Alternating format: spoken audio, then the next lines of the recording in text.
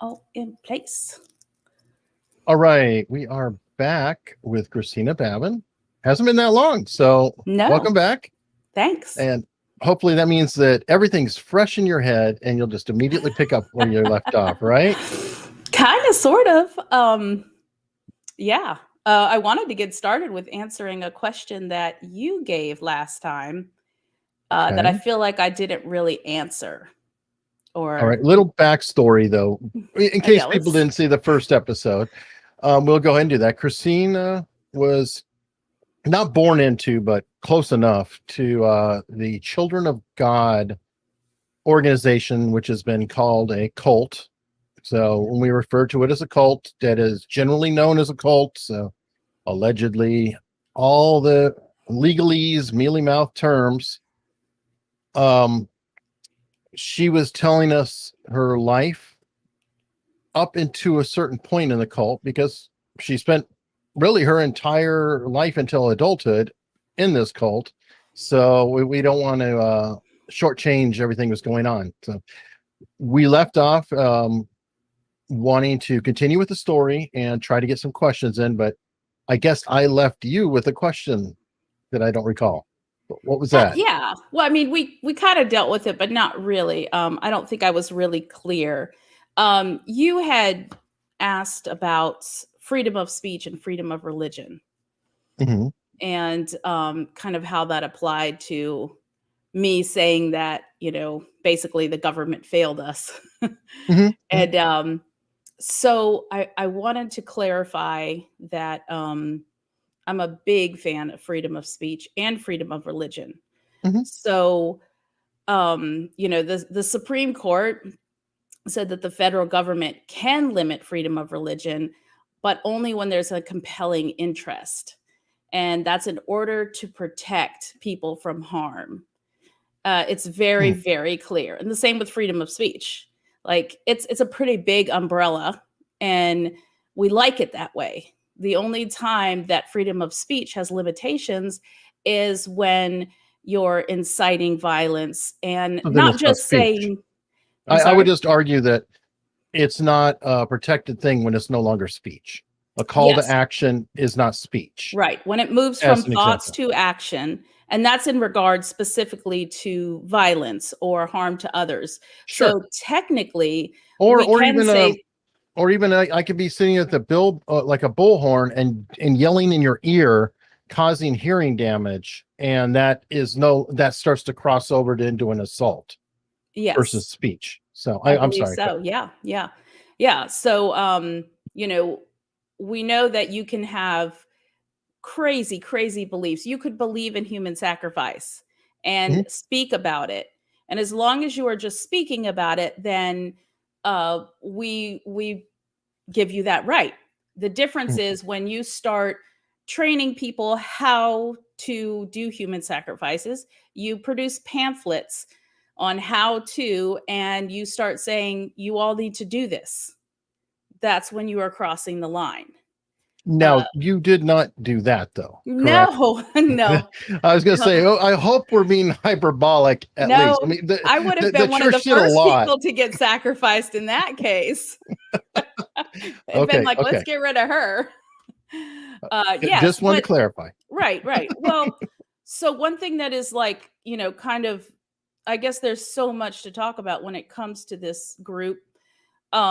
But the founder not only discussed his preferences when it came to pedophilia and prostitution, he and his top leadership then produced documents and books showing how to do this, who to do it to, how to get away with it, and mass produce these and sent them out to the world. So this I would argue from what I've seen too, that he actually produced, we call it CP on YouTube, so we don't get flagged. But let's just say illicit material representing children in a position, I believe. Yes. It would fall under that category of CP. Yes. And that is not under the umbrella of free speech. Perfect. So that's a crime. Yes. Yeah. So I just want to make clear that we're not discussing whether or not freedom of speech and freedom of religion is a thing. We are talking about actual crimes against children, against people. That's what we're discussing. We're not discussing whether or not we should go raid people's houses and stop their weird, whatever their religious beliefs are. So I just want to make that clear. And I feel like I get kind of, certain things I get kind of feisty about. And I'm just, I just wanted to explain.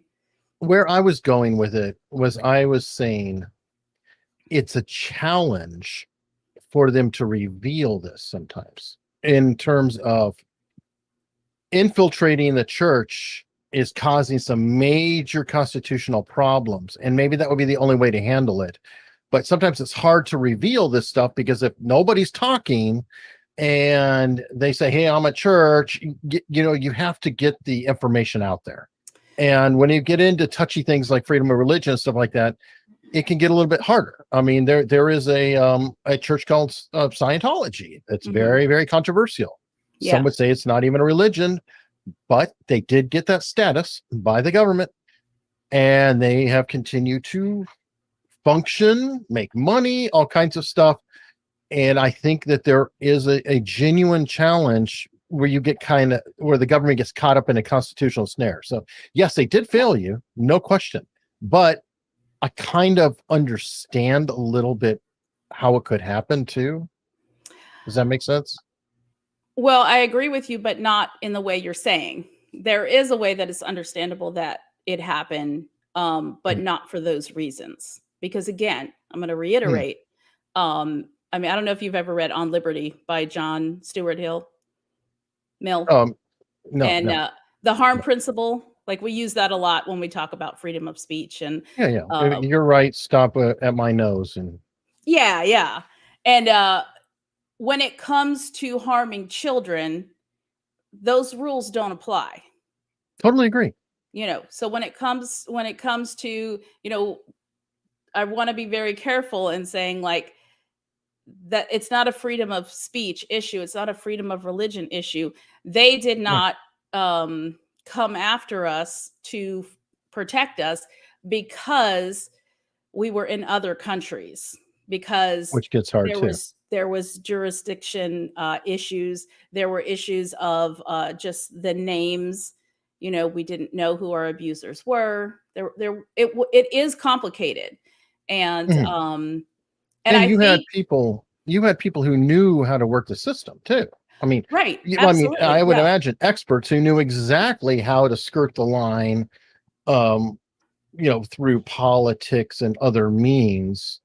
That well, this was actually the biggest conspiracy when it comes to training and fooling the public and the authorities that has ever been known, like in modern history.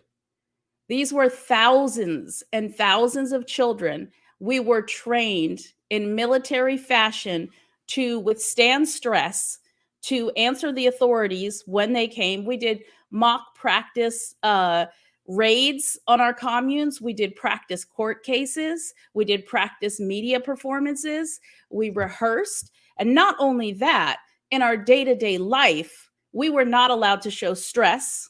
We had to smile. We had to be articulate. So it really was a massive conspiracy. And I don't think that's something that to this day that our government has ever dealt with on such a massive scale.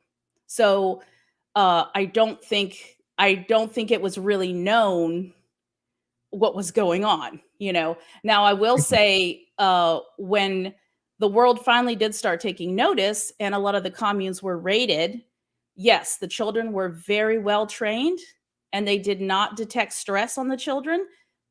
Didn't surprise any of us. We knew what we were doing. We didn't play. We practiced rehearsing.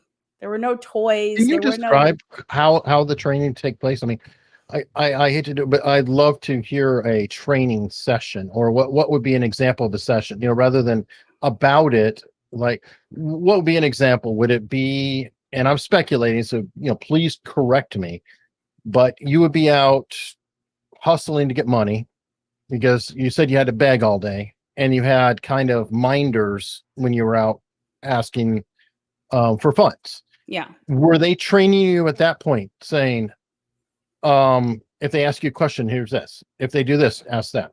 If you do this, do that. So, I mean, please explain it all. Like I said, I'm throwing out speculation. Yeah, so it was constant training.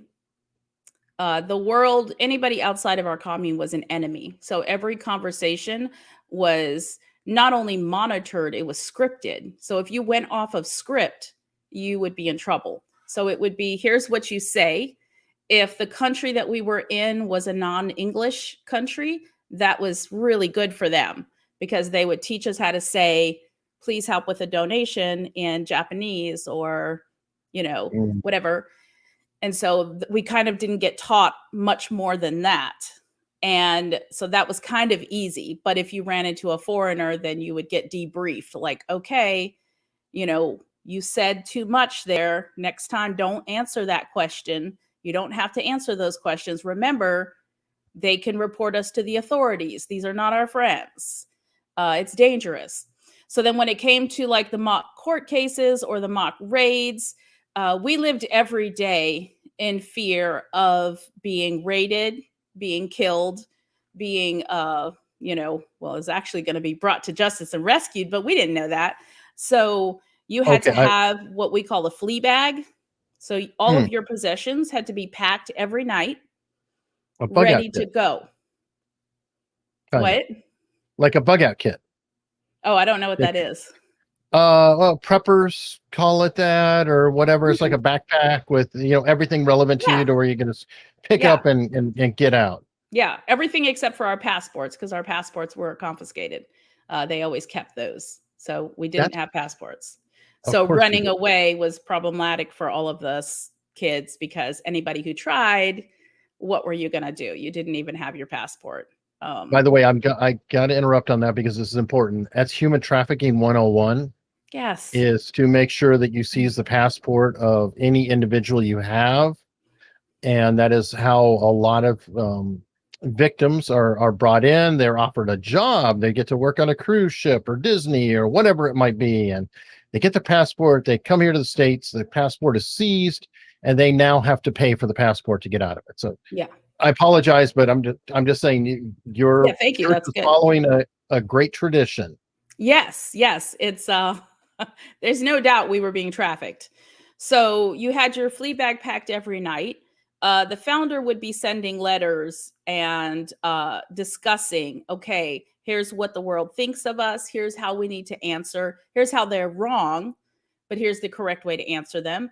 Then the adults would wake us up in the middle of the night yelling, oh, they're after us. They're here to get us. Everybody get up and go. Sometimes they would pretend to shoot and kill us. And we had to pretend like we were dying. And then they would like bring us into the living room and interrogate us. And we had to practice either not answering their questions or simply going on to script and trying to witness to them and tell them about Jesus and not answer any of their questions. Okay, that brings me to another question. And sorry to jump all over the place, but these middle of the night drills make me think they're very handy for sleep deprivation as a cause. Did you guys, I'm trying to put this the right way. Were you malnourished and kept sleep deprived? Because those are also two very helpful techniques for mind control. And I'm wondering if this was part of that now that you're looking back. Yeah, I think that's an excellent question. And I've looked into that and talked around to a lot of other survivors. And you're correct that that is a very common tactic used in mind control and thought reform programs. Our cults really did not. With the sleep deprivation, we all had to stay under a certain weight. Like you had to be very, very skinny, but they were not starving us. We always had like basically what we needed. You might miss a meal here or there. They would make you fast. So they would do like sleep deprivation and fasting when you were in trouble or they needed you to be more pliable. But overall, they didn't do a lot of that. It was only very specific times. Okay. Okay. I was just Yeah. I'm wondering, and a lot of this, by the way, is common. Okay. I was in the Army and I went through basic training. and they call it basic indoctrination training. Yeah. It is mind control put on by the government. So Yeah. it's not always an evil thing. There are reasons that it can be done. It's not evil. It's obviously evil in a cult sense, but I'm just saying. And that, guess what? You would have a drill sergeant, bang, bang, get up, everybody get up, and throwing things at you or whatever. And you were always kept in this just state of frazzlement. Yeah. And But I can see where that's useful. right. Well, it's useful. And a part of the reason the military does it too is to acclimate you to stress and Mhm, help your mind and your body be able to function when things are difficult. And mhm. that's what you need. You don't need soldiers that are, freaking out whenever adversity happens. So the same thing was done to us. We were actually told we were in an army, that we were soldiers. If you were in a larger compound, then you actually marched like soldiers. Uh, I've you seen know, some of the videos. Are those yeah, accurate? yes, Where they go with the singing yeah, too? They yeah. look. I'm No I'm in offense, they one of look them. very cheesy. You are Oh in one, God, we were cheesy. Oh yeah, so cheesy. No, which is we were not scary. cool at all. But I mean, that's what's scary about it is it has this like Brady Bunch vibe, like a Brady Bunch High School Musical vibe, that Yeah. everybody's marching and Right. happy, and then you're Well, like and all this you're really always dark. happy. Yeah. It was unending happiness, unending smiles, and that was also practiced. And if you didn't have a smile on your face, you were automatically targeted. What is wrong with you? What's your attitude? You would get in trouble. So you constantly smiled. And we know that smiling actually releases endorphins and makes you feel better. So that worked really well. You start smiling and you feel a little bit better. So yeah, but it was just this cheesy constant happiness that we always had to show.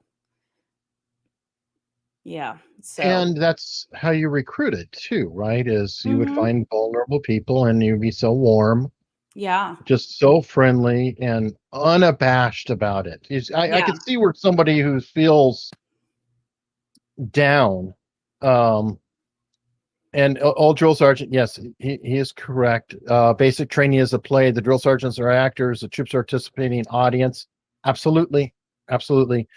And some of that too, getting into the military senses, you do a lot of stupid shit. Excuse my language, but a lot of it is just so you buy road you just say yes sergeant, no sergeant, yes sergeant, no. It's made deliberately because you don't want to think too much for yourself in the military to where the sergeant says duck, what do you mean, and you just got shot in Right. the head. Yeah. So Yeah.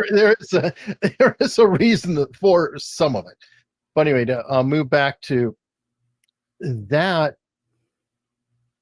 cheesiness can actually be infectious. I, Mhm. and I I want to get into it. I don't think we talked a lot about.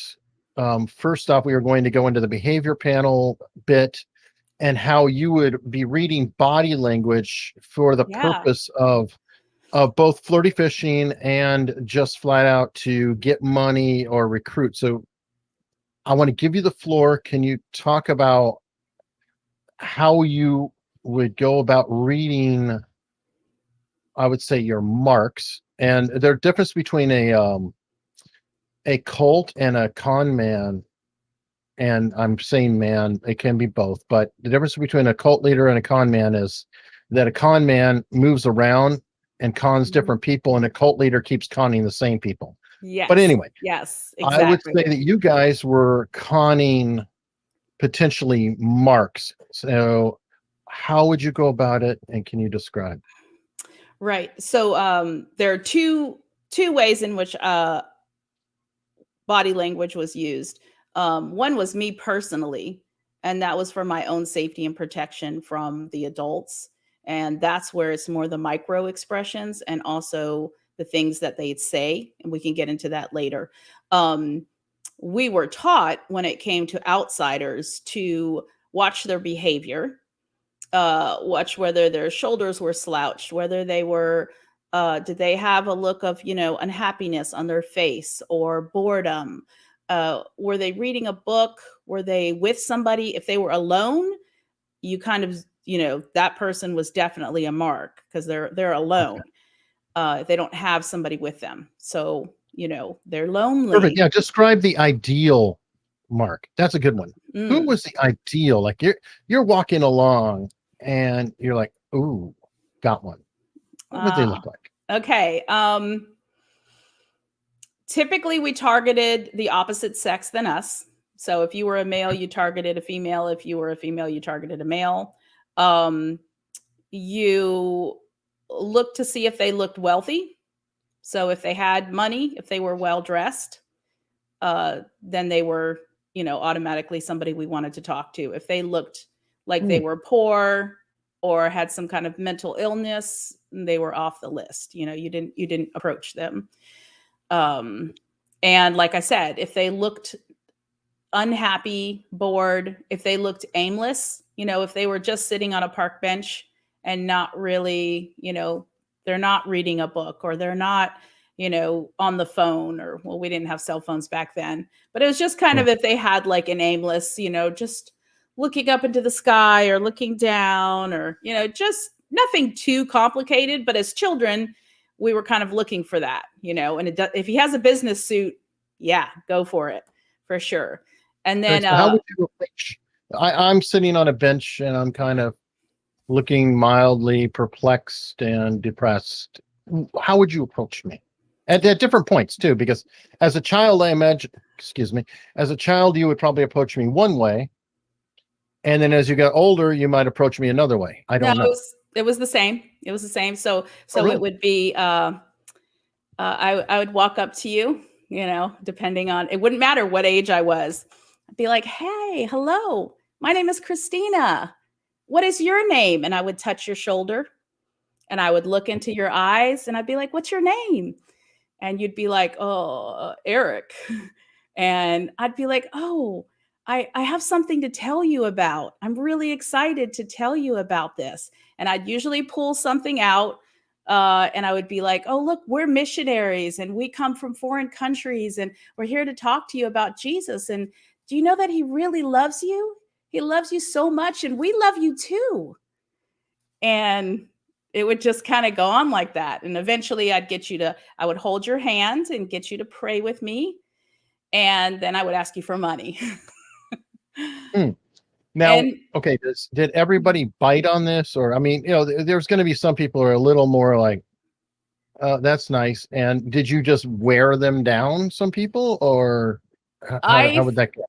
No, because so we called people sheeps or goats. So a sheep was somebody who was interested and a goat was somebody who was not. And if they were a goat, you tried to get the fuck away from them really fast. But most people were pretty nice. We were always very clean looking, very personable. Sometimes we had guitars and we would just, if you were sitting alone on a bench park, we might sing for you. The uncle or our keeper would have the guitar and he'd be playing and I'd come sit down by you and hold your hand and sing you a song. So we're serenading you. It's very touchy feely, a lot of smiles. It's creepy, but we're also little kids or very feminine women. There's nothing threatening about us whatsoever. Right. So now, how would the men do it with women though? Because now that huge creep factor if you go the other way. Yeah. So in the beginning, I think the men actually did a lot of recruiting to get women into the cult. A lot of older aunties would say that they fell in love with these men and they felt because they did the same tactics. Look into your eyes, smile at you, listen to you, ask you, if you were happy, just, basically, everything people want, except on like an exaggerated level. And so a lot of women were brought into the cult through this form of proselytizing. I don't know what you call it. You said aunties. Oh, all the adults. So basically the founder, I believe it was 1970. Oh, it must have been like 72. 72 or sometime around there. He wrote a letter called One Wife. And basically what he was doing, he disbanded traditional families. So he said that mothers and fathers and children and grandparent, all of that was selfish, and that's what the system did. And so we were one family, we were one wife, everybody was married to everybody. So we adopted the terms uncle and auntie. The founder was father, daddy, or grandpa. And we use those terms, and we weren't supposed to treat our children or our siblings any better than anybody else. We were all one big family. And so we Thus, called them there's no aunties and individual uncles. relationships, no Yeah. individual identities or relationships to Mhm. have anything riding over the church. Got Yeah. it. And they would actively break up families. So if you were married and had 6 kids, they'd break you up. 3 of the kids would go with the dad, and then they would remarry him, or he would remarry somebody else, and then she would go be remarried to somebody else. So what happens is, if one of those people becomes dissatisfied with the cult and wants to leave, the other ones don't want to leave. It's very rare that, for some reason, the adults just freaking love this thing. But you would have people that were dissatisfied and wanted to leave. So they would try to leave and get their other children, and the cult would hide them. They would take you to secret locations, get you to another country as fast as possible. It was very difficult to leave. So that was another reason to, have you not be too connected, so they can connect you wherever they wanted. We were just chess pieces and just moved from place to place. And it wasn't just the children, the adults also were treated that way. The only difference is they had more knowledge of the outside world, and they chose to be there. But other than that, they were also pawns in this scheme. Yeah, and the thing is, it's so easy to blame, but it's the living slippery slope fallacy. Somebody, let's say they get recruited into something and they start doing it for a while. As things go wrong, they don't just say, "Oh my God, I was so dumb. I'm such a sucker." No, you go, "Oh no, well, it's really this." And you don't really want to acknowledge a giant mistake. And then if you have children and you bring them into it, it gets more and more and more difficult. Yeah. And yeah, that had to be a big challenge. Plus, from what I understand, they didn't really let you get any kind of education growing up outside of whatever was being fed to you from the Mo paper, or was it The Mo letters and all of that. That was our education. The founder said nothing over 6th grade, but we barely did that. I know I did not get more than a 3rd grade education at all. Especially us older ones. There was no time to do schoolwork. You had to work all the time.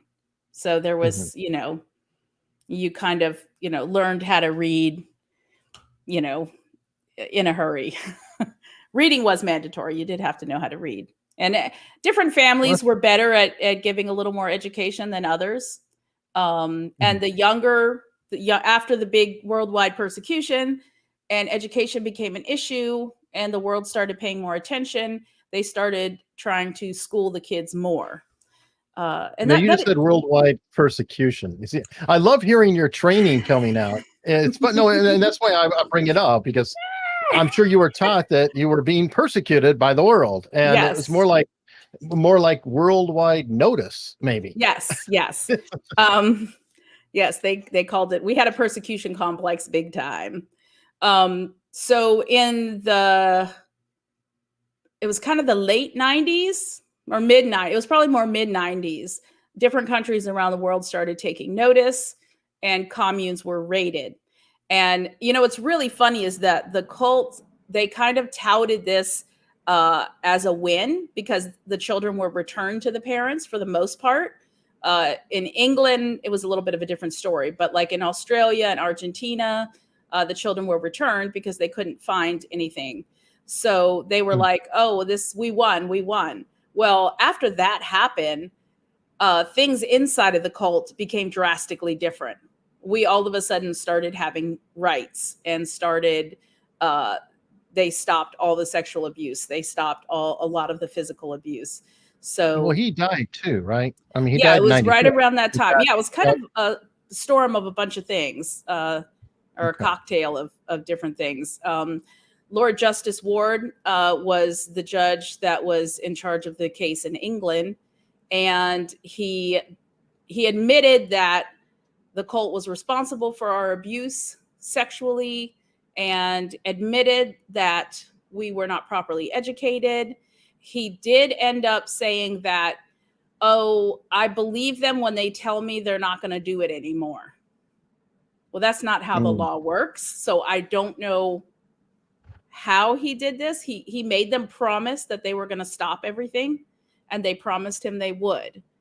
And they fulfilled some of those promises, not going to lie. But the judge actually, he gave custody to the state and allowed the child to live with the mom. He did not give the child back to the mother. He was still a ward of the state. He just got to live with the mother under supervision. Oh, that's a good move. That's a better move, actually, because How at so? least there's some. If he just gave the kid back and then wrote it off, that's one thing. But by saying, "Oh, no, you can stay there, but you're going to be checked on. You're going to have authorities coming in and out, and right, that's better." I'm not saying it's perfect. I'm just saying right, it's better than just saying, "Okay, yeah, go on, go with them. yeah, Go with God. Goodbye." Right. What happened in Australia was they pulled hundreds of children away from 4 different communes. I could be wrong about the numbers of the communes, but it was over 100 children. And when they couldn't find stress in the children, they returned them. And within days, all the communes were disbanded. They were empty. They had just left, which we were so good at. Let me get some chats in. I was very bad with doing that last time, and we've already talked about it to a degree without getting salacious. One obvious question: Greg didn't see the first part, but what makes it a sex cult versus a regular cult? Most cults, they have the leadership ends up having a harem. So there's almost always some kind of sexual exploitation when it comes to a cult. The difference with our cult is that sexual exploitation was done on a massive scale over everybody. It was part of our doctrine. It was part of our everyday life. That's the difference. It just like you'll have a yoga cult and they do yoga every day. Well, ours was very much a sexual cult. They pimped out members, essentially. I'm sorry? The members were pimped out, or no, not just that. Well, for a time, the adult women were prostitutes. I've heard tales of some teenage girls being sent about, but I personally never witnessed that. They were encouraged to have sex with children. They were made to do sexual sharing, which is kind of a form of non-consensual swinging. They were put on schedules. There was a lot of nudity. They made videos where they had women and children dancing sexy, and they would train us how to do that. And the founder in his preachings was constantly talking about sex, sharing his sexual dreams, his sexual fantasies. It was heavy in the sex, but it was also equally as heavy in the apocalyptic views, and that the world was going to end and we were all going to be martyrs. When you have no television and no close relationships and no freedom, there's a lot of time for indoctrination. So we had a lot going on, but it is the largest sexual cult in history. And but I always feel so kind of uncomfortable when the focus is I know on I sex. don't want to go into details. I did put a not link. Not because of that. I'm uncomfortable when the focus is solely on the sexual abuse, because there were so many things in the cult that were so much worse than the sexual abuse. And, you could say it's because we were programmed to be comfortable with that. That only goes so far. We were sent to camps in which there was very harsh physical punishments, hard labor. That's coming They would up, tape our mouths shut. Okay, well, we can get into that later. There's just things a lot. We were going to talk about the camp breakdown in this segment, so definitely want to get to that. Okay. Yeah, no, I definitely. Let me see. Ziggy shrugged, maybe a question for later. Did you see any evidence of mental illness starting in any of the children from this type of behavior? Yes. Yes. And the sad thing was when mental illness was discovered, it was seen in the cult as demon possession. So children who wet the bed were highly punished and beaten. Children who were delusional or had nightmares. I was actually one of those children that had many, many nightmares. But again, I was very observant of the adults and how they reacted. And I would never tell them because the kids who did, it was, they would get punished. So it was not a safe place to have any kind of mental illness. And a lot of mental illness was brought upon us from all of the abuse and lack of love and lack of attention and care. So yes, it's a real problem. And we have a very high suicide rate for people that have gotten out. And a lot of people struggle with not only suicidal ideation, but also just with suicide.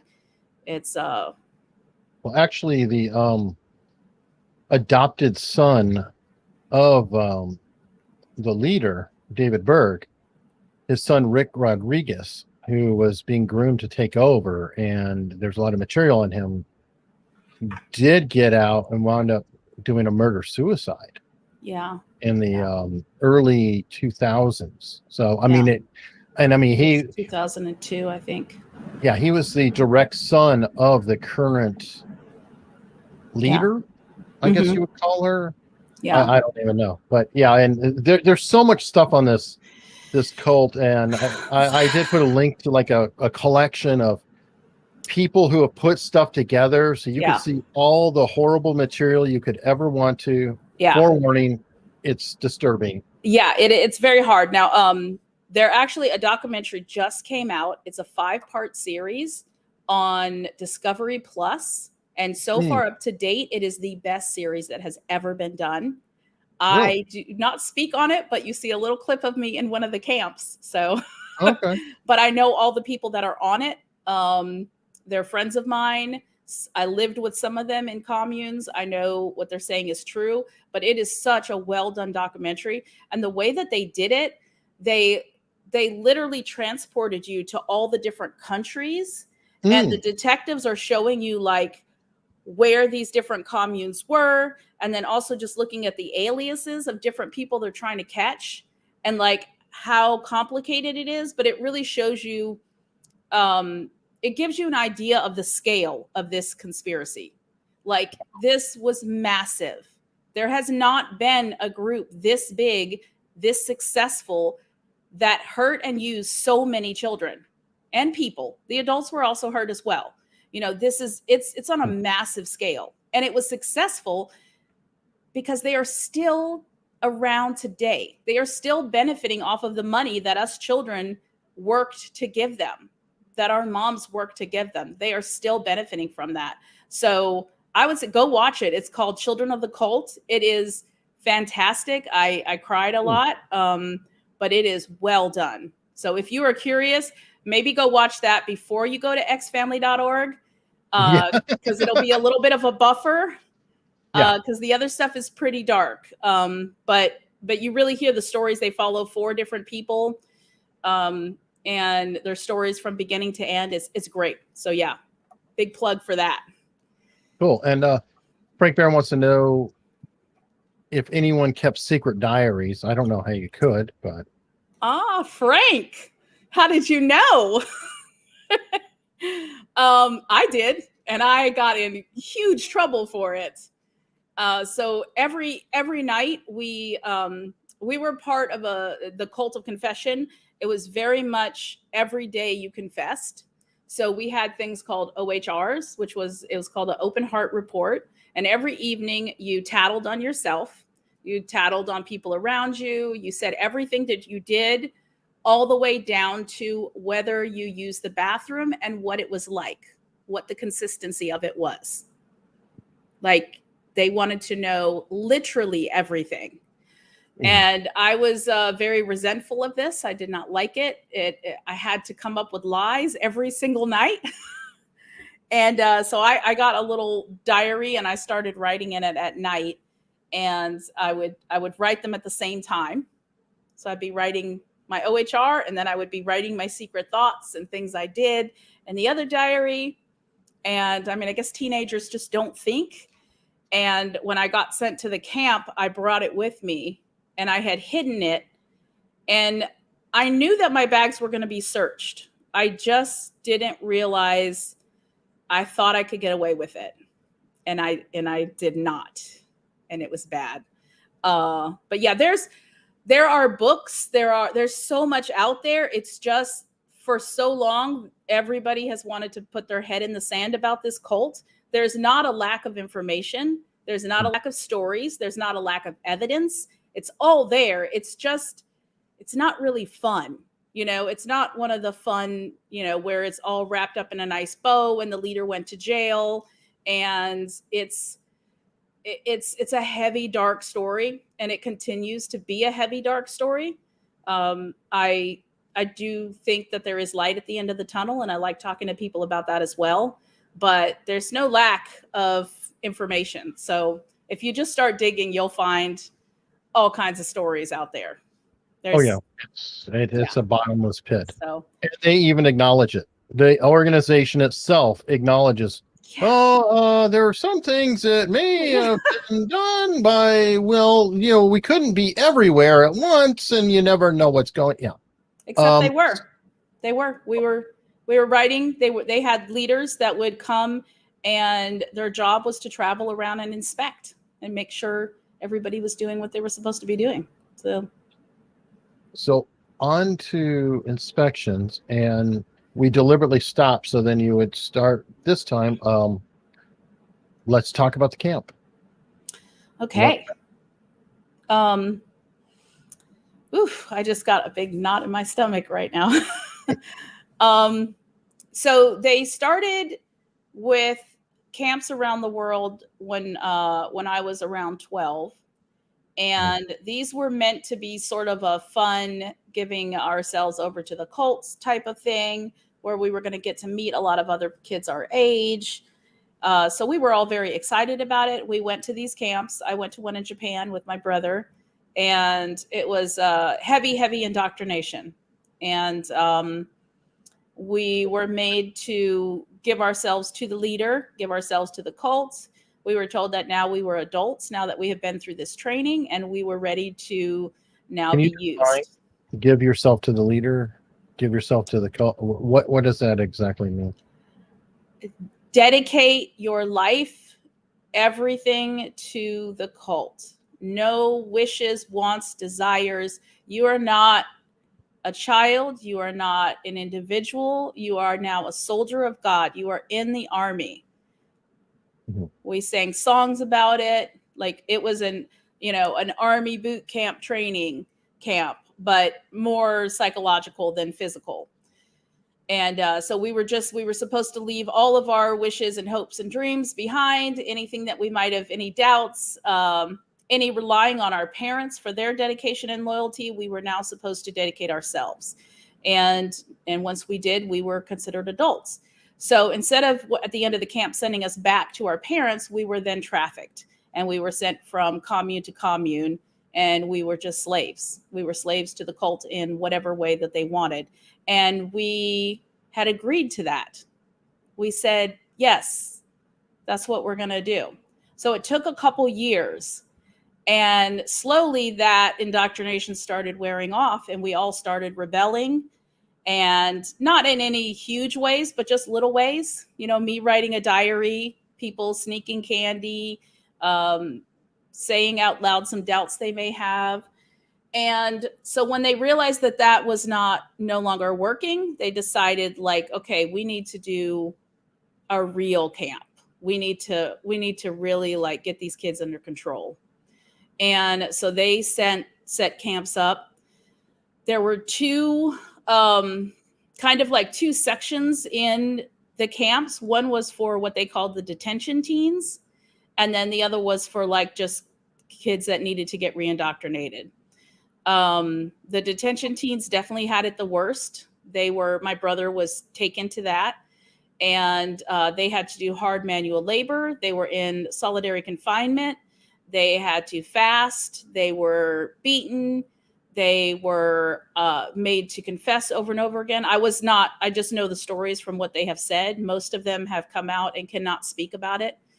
The rest of us, very similar, a lot of indoctrination, a lot of fear, a lot of duct tape over our mouths and signs. They made little paperclip machines that would hold with rubber bands to hold your mouth open so you'd smile all the time if you had a bad attitude. They would do horrible, humiliating things, like make you smell somebody's feces, to humiliate them in front of everybody. They would do public beatings, and we all had to sit around and watch, and that was terrifying. They would do exorcisms. It was a year and a half of hell. And it wasn't like we were being beaten every single day or all of us all the time. It was the right amount. It was calculated. It was institutionalized abuse. We were kept in fear. We had walls around the compound with barbed wire and glass. We had armed guards guarding the inside of the walls. Rumor has it they were there for our protection. I thought it was a really good deterrent to make me not want to climb over the walls, because they had machine guns. So that was the time that was kind of my coming of age story. And that's actually what I'm writing my book about, is going to be about that year and a half. I was 15, 16. Okay. And that's when they not only broke me, but they also kind of awakened something in me. And I think it was the most rebellion that I ever felt.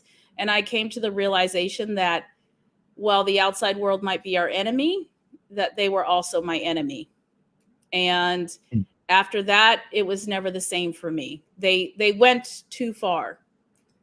And, we had been subjected to all kinds of things before that. We could tolerate quite a bit, in our young lives. We were well trained to take pain, well trained to endure, well trained to smile. But when they did these camps, and they were camps around the world, it wasn't just, I was in the Philippines. It was called the Jumbo.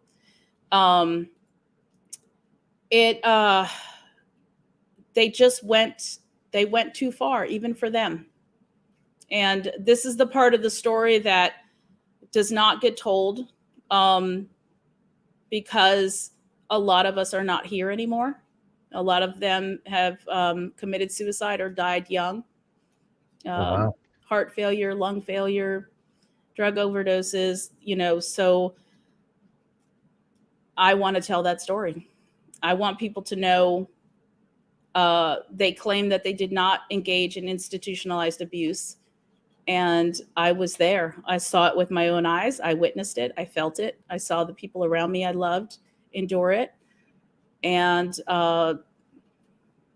it's not okay. And I don't want this to never happen again. I want us to know what to look for as a society. I want us to think, to understand that this is real. Education is so important. Those who don't know about the past were doomed to repeat it. And so if we don't speak up, and they could get away with so much, other people are going to take note, and they're going to be like, oh, I could start my own cult as long as I train them well and bring them overseas, or whatever. They can take these tactics and use them. And so I want people to know that this is real. It's not a fun and games story. It's not. It's real. And let's work on not having this happen again. What happened with your brother? Like, why did he get sent to them?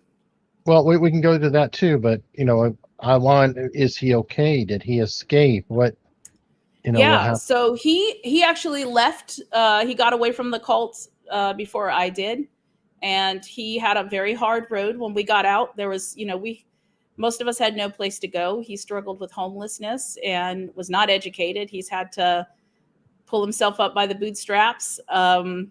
he cannot talk about this stuff, but he just bought himself a house, and we're That's still great. in contact. He's probably going to listen to this. He listened to the last one, and he thought it was really good. He was happy I'm talking, even if he doesn't want to. Sure. But yeah, what was done to him was, I mean, I still feel to this day it should have been me, not him, because he believed all the way. I kind of believed, but I was full of lies and manipulation, and I was like, I was naughty. Yeah. I was just bad. I was just bad. And yeah, maybe I have a Now, little survivor's guilt there. while we're on that, because you had just said earlier, and this part fascinates me, that they push you too far and essentially they flip the switch. But you didn't exactly leave it as soon as you're No. done. So what I would like to know, and this could be important for other people in terms of survival or whatever else,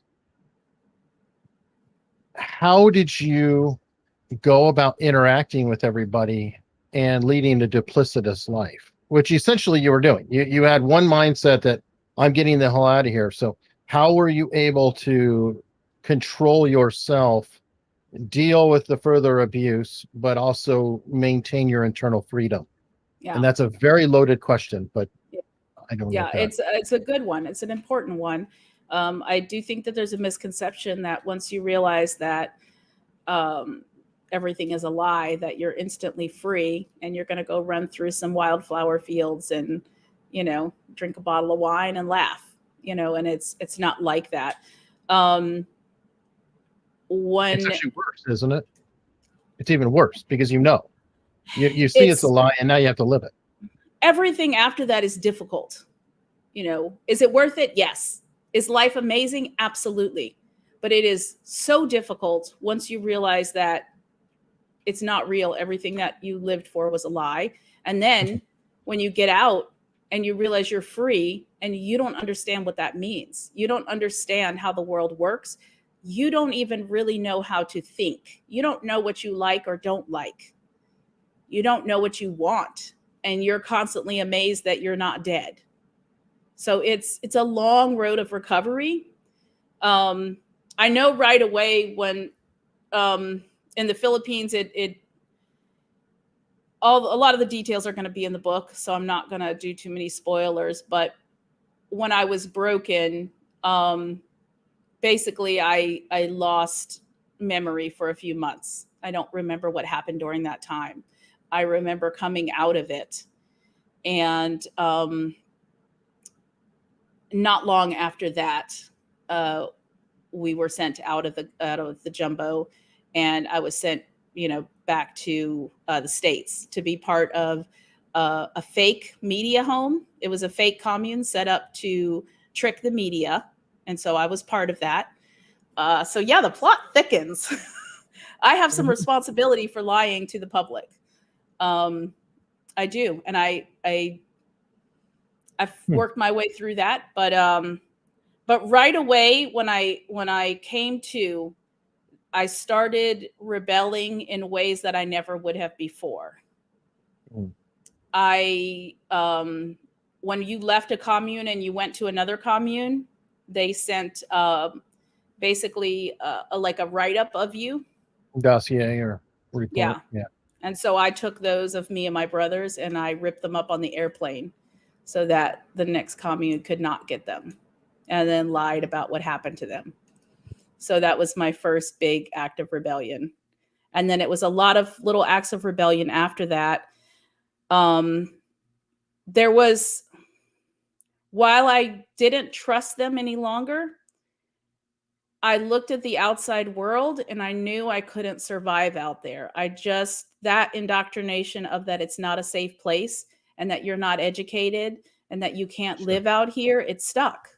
And there were so many cautionary tales that they had told us. Anybody who died or was murdered, it was made a big deal about. Look, another person left and now they're dead. And so that fear remained. That fear never actually left me. I couldn't get rid of it. So I kind of just have it a little. Yes. Yeah, it's still kind of part of my psyche. I'm still amazed when good things happen and nothing bad happens. I'm like, oh, okay, okay. It's kind of fun too, though. Well, You're there like, you "Oh, go. you're It's like, constantly surprised." yeah, and you had mentioned before, how you live vicariously through your children and that you're kind of like a big kid with them. And is it possible that that's essentially you were stunted and now Oh, you're getting yes. to celebrate your childhood with your children in a way? No, we were definitely stunted, and they know this about, abuse victims, that you emotionally are stunted when abuse happens. And so we were basically never allowed to develop and grow. So when I got out of the cult, I had to learn how to start thinking for myself and learn the complexity of human emotions. That was very difficult for me to grasp and to accept in myself, and then accept in others. I think had I not had kids and like watched them develop their personalities, it probably would have been even a longer road for me. But it was really neat to see them like develop likes and dislikes, them having a bad day and then them having a good day, and you know, just the humans are so complex and we have a lot going on. And that was never something that we were allowed to explore. And so, uh, in some ways, I mean, I'm not like immature or I'm not a retard No, as far as I know. Like, oh, I can't say that. Oh no, I'm sorry. Delete I, that. Delete that. Um, yeah, I don't know. I think it's more just it's not you're stunted, but it's not permanent. mhm, So you come out and or abuse stops, and you have to kind of start from the bottom and work your way up. So that's what I've been doing. And I've had a lot of therapy. I've also decided, and I have to make myself decide to forgive, to not be bitter and not hold on to mm, bitterness. And that's a road I don't want to go down, and that's a burden I don't want to bear. And there have been times where I have felt that consuming me, and I have to kind of climb my way out of that pit because I don't want that to be part of me. They took so much of my life away from me, and I want to be in the now. I want to affirm life. I want to be happy, and life's always going to be throwing stuff at us. We've all been through stuff, and we will all continue to be going through stuff. I'm not alone in that. Um, but it takes time to heal, and that is okay. It takes time to become a new person. It takes time to be yourself. And we all experience this when we change jobs or we move to a new country or a new city. When our children grow up, uh, there's so many times in life where we have a chance to kind of reinvent ourselves and ask ourselves, am I happy? Am I doing what I want? Do I want to do something new? And that's one of the beautiful things about being human and about being free. And I think a lot of times it's easy to kind of take that for granted. And even now, sometimes I've been free for so long that sometimes I'll feel that creeping in, and I'm like, oh, wait a minute, I have a choice. I could literally do something entirely different. So, yeah. Anyway. well, perfect. And yeah, that is a great spot to close on. And important final question from the audience: when will your book be out? I'm currently shopping for a publisher and an editor. So I don't know when.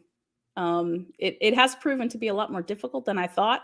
I started out trying to write my entire life, Mhm. and it was too much. And I had a couple editors quit on me because it was too dark. And so I decided to just go with one year and a half of my life, and kind of go that route. So I'm redoing it. So, but as soon as it is out, I'll be telling everybody. So yeah. Awesome. Well, Christina, thank you so much. And I know we'll be talking again, hopefully with the book in hand. Yeah. Yeah. I deeply, deeply appreciate it. And I congratulate you in your progress, because I don't know that you'll ever be completely free of everything, but I think it's wonderful that Yeah. you're out there, you're getting the word out, you're living and setting an example that you can keep going. Yeah. And being free of it is not the goal. You That's can't be, never, Michael. well, no. I mean, I'm a human, but I'm proud of all of us survivors. I'm so proud of everybody that is speaking out. I'm not the only one. I hope everybody goes and watches the documentary. And I've been on a documentary and done a lot of media, but I definitely recommend watching this last one. It's really good. Oh, awesome. And I will try to find that and see if I can get it in here. I hate this Children Discovery of the Plus. Cult. I know. Oh, Actually, secret, they have it's 1 week free right now. You can get a subscription and you can watch it this week. okay. Well, everybody, hurry up.